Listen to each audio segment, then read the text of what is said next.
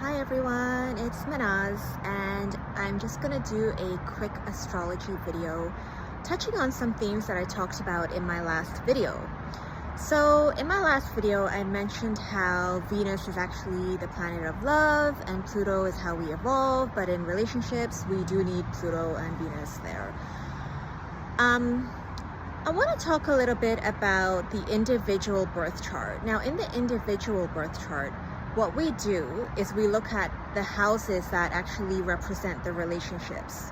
So there's the house of dating, which is the 5th house in a birth chart, and then an actual legal binding committed relationship, which is the 7th house. So in each of those houses, we would look for the ruling planet and what is that ruling planet doing in the birth chart.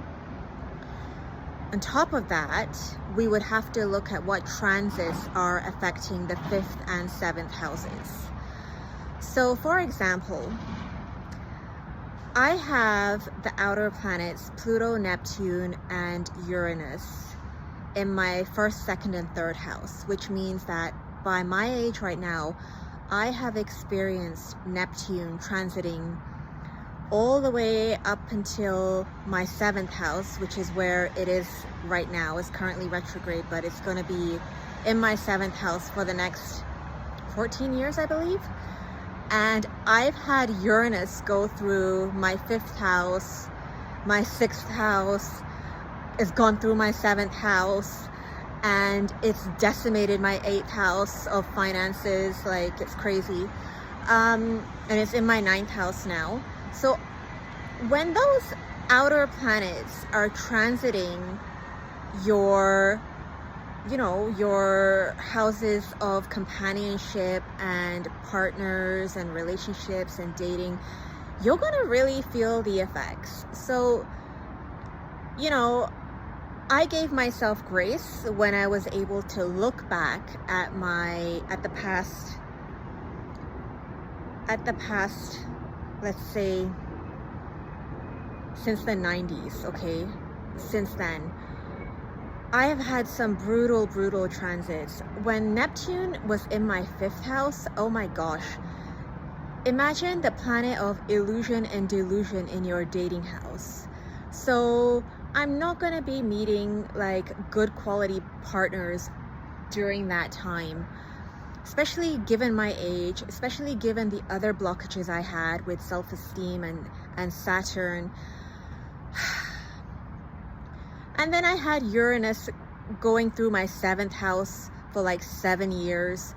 Uranus is instability, like it's electric, sudden changes, sudden endings. So basically nothing is going to stick during these periods.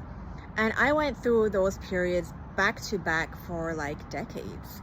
So give yourself some grace. Look at your transits, look backwards. If you're being hard on yourself that, oh, there's something wrong with me, no, there's nothing wrong with you. It's literally just the energies of the time. Don't take that out your head completely that there's something wrong with you. I already went through that, and I know there's nothing. It's literally the energy of the time. And I had to develop my self-esteem. That was a key factor in my specific birth chart. I always strongly advise against just looking at a relationship chart by itself. Always look at each party's individual birth chart so that you can see what are they going through right now. What are they naturally energetically born with, and what are they going through right now? It's really important.